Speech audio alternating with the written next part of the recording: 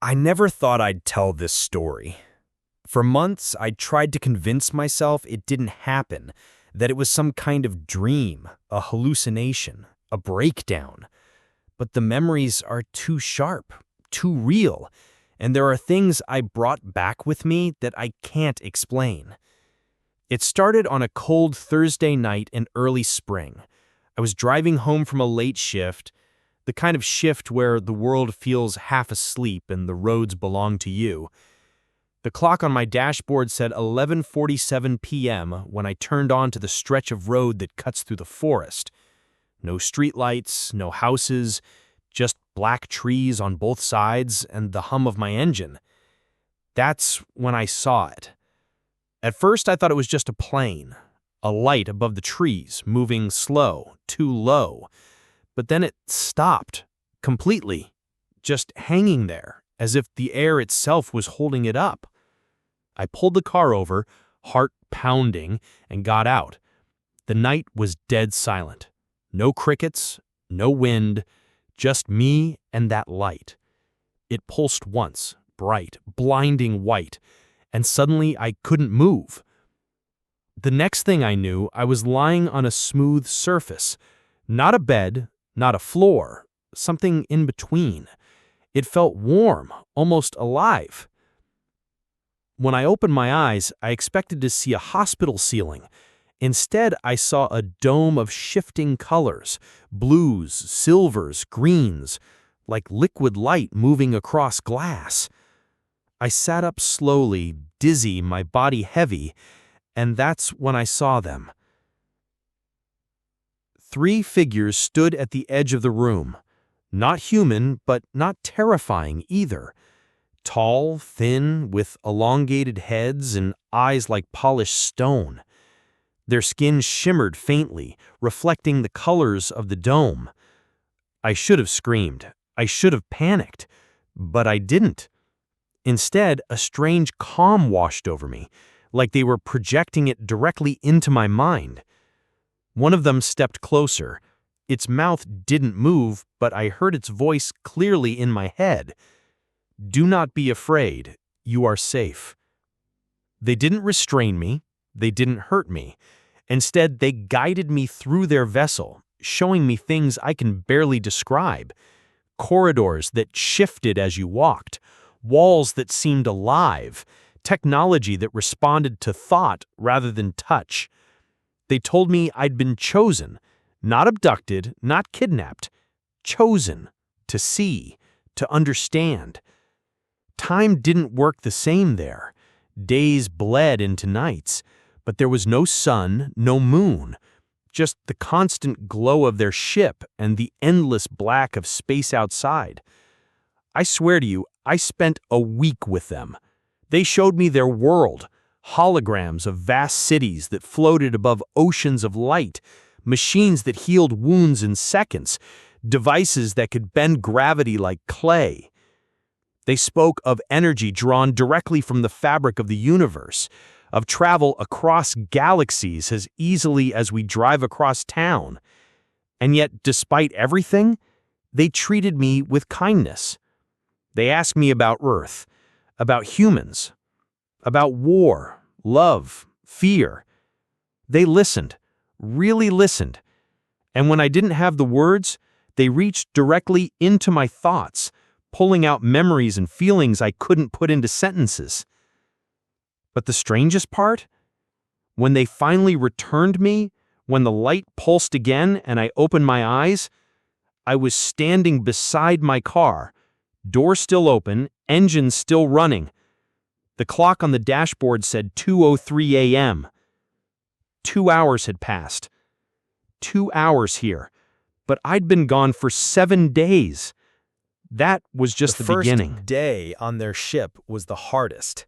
My body felt heavy. My mind kept telling me I was dreaming, that any second I'd wake up in my own bed. But then I touched the walls, warm, alive, pulsing faintly beneath my fingers, and I knew this wasn't a dream. The beings moved with fluid grace, never hurried, never clumsy. They communicated without words.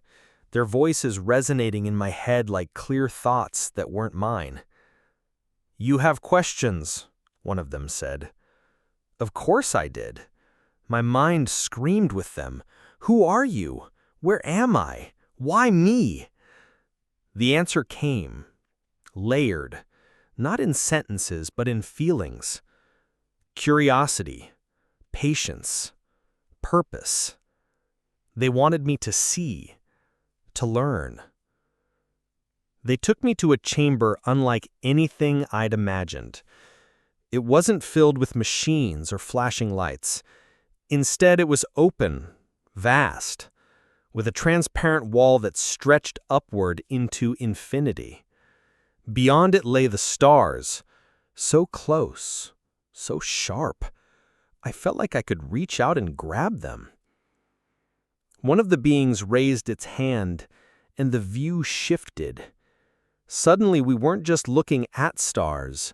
We were moving through them. Galaxies unfolded, swirling in impossible colors, nebulae blooming like cosmic gardens. "This is the sea we travel," the voice whispered in my head. "Endless, but knowable." I stood frozen, breath caught in my throat. I'd seen images from telescopes, videos from space probes, but this was different. This was being there. Over the days, they showed me more. A device that healed. They placed a small crystal-like object over a cut on my palm, one I hadn't even noticed before, and in seconds the skin closed, leaving nothing behind. No scar. No pain. A chamber where gravity itself bent like a toy. I floated, weightless, then sank back to the floor as though the rules of physics were just suggestions they could turn on and off. Pools of liquid light that responded to thought. When I focused, the surface rippled and rose into shapes, trees, faces, even my childhood home. It wasn't just technology. It was art, memory, creation itself. But it wasn't only wonders. They had questions too. They asked about Earth, about our wars, our hunger, our endless chasing of things that don't matter. They seemed saddened by it, though not surprised, as if they'd seen it before, on other worlds. One of them showed me an image, not a picture, but a memory, of their own planet. Towering structures of crystal and light, floating over oceans that glowed from within. Beings like them walking in harmony. No borders, no violence. A society that had long since moved beyond survival into something higher. "You are at the beginning," the voice told me. "We were once as you are." It wasn't judgment. It was hope. I lost track of time quickly. There was no day or night, just experiences. They fed me, though I never saw food, only energy that filled me with warmth and clarity. I never felt tired, never hungry, yet deep down, I missed home. I missed the sound of rain, the smell of coffee, the weight of my own bed. And somehow they understood that too. One night, if I can call it that, they brought me to another chamber. In the center was a sphere, swirling with light. "Think of where you wish to be," they told me. I closed my eyes and thought of my sister's house, the living room, the worn couch, the pictures on the wall. When I opened them, the sphere showed it, clear as a window, like I was standing right there.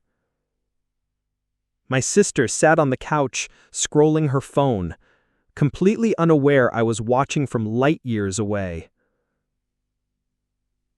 I broke down then. The first time since I arrived.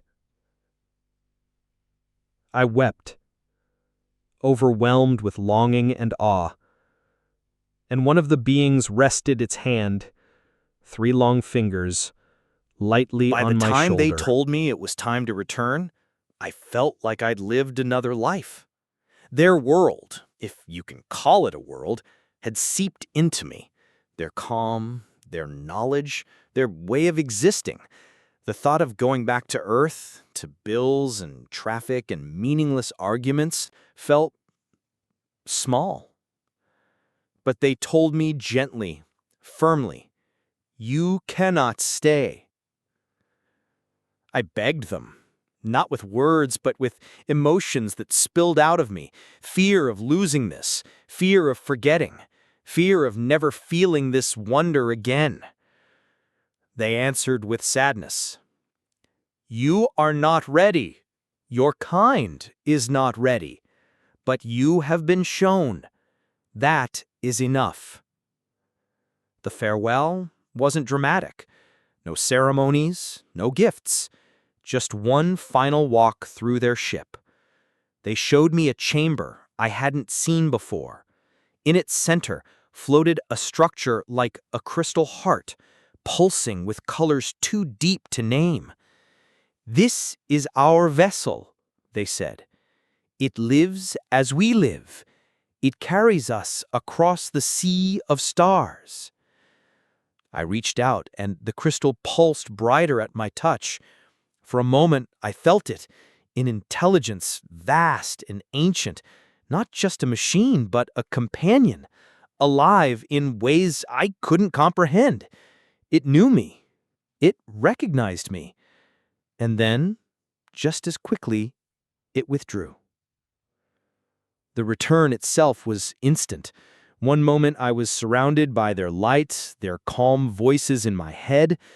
The next, I was standing beside my car again, night air cold against my skin. The dashboard clock glowed. 2:03 a.m. 7 days with them. Less than 3 hours here. At first, I thought maybe it had all been some hallucination. But the signs were there. The cut on my hand, healed without a trace. The memories, so vivid, sharper than anything I'd ever dreamed. And something else, a faint glow under my skin, near my temple, visible only in the dark. A mark, a reminder. The days that followed were disorienting. My friends laughed when I told them I'd overslept. My boss didn't even notice I'd been gone. To the world, nothing had happened. But inside, I was different. I couldn't watch the news without hearing their voices in my head. "You are at the beginning." I couldn't walk through crowds without wondering who else they might have chosen. I couldn't close my eyes without seeing that endless ocean of stars. And sometimes, late at night, when the world was quiet, I felt it. A faint hum, just beneath the edge of hearing, as if somewhere out there, across the Black Sea, they were still with me, still watching.